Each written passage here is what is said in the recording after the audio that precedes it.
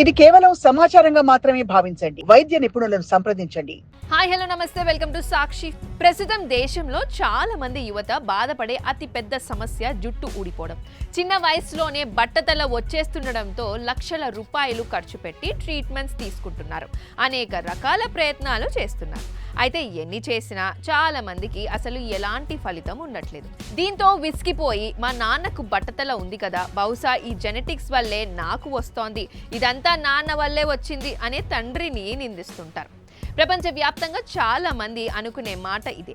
అయితే అందరూ నమ్మే ఈ మాట 100% నిజం కాదని వైద్య శాస్త్రం చెబుతోంది. అవును, మీ బట్టతలకు మీ నాన్న మాత్రమే కారణం కాదు. దీని వెనుక మీరు ఊహించని ఓ పెద్ద సైన్స్ దాగి ఉంది. మగవారిలో వచ్చే బట్టతలను మేల్ ప్యాటర్న్ బాల్డ్నెస్ అంటారు. దీనికి ప్రధాన కారణమయ్యే ఆండ్రోజెన్ రిసెప్టర్ అనే జన్యువులు ఎక్స్ క్రోమోజోమ్లో ఉంటాయి. జీవశాస్త్రం ప్రకారం మగపిల్లల పుట్టుకలో తండ్రి నుంచి వై క్రోమోజోమ్, తల్లి నుంచి ఎక్స్ క్రోమోజోమ్ వస్తుంది. అంటే మీ జుట్టు భవిష్యత్తును నిర్ణయించే అత్యంత కీలకమైన ఎక్స్ క్రోమోజోమ్ మీ అమ్మగారి నుంచే మీకు వస్తుందన్నమాట.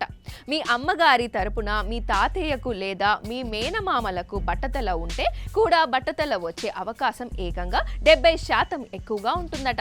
ఒకవేళ దురదృష్టవశాత్తు మీ నాన్నగారికి బట్టతల ఉండి అటు మీ అమ్మగారి కుటుంబంలో మేనమామలు లేదా తాతయ్యలకు కూడా బట్టతల ఉంటే ఇక మీకు బట్టతల వచ్చే ఛాన్స్ 90% పైనే ఉందని డాక్టర్లు చెబుతున్నారు.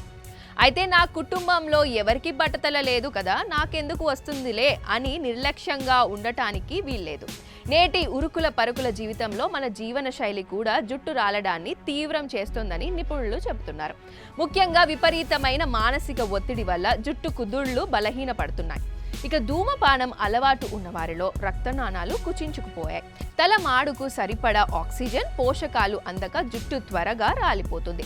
జన్యుపరంగా బట్టతల వచ్చే అవకాశం తక్కువగా ఉన్నప్పటికీ ఈ చెడు అలవాట్ల వల్ల మీ జుట్టు నిర్ణీత వయస్సు కంటే ముందే రాలిపోయి బట్టతల బారిన పడతారు.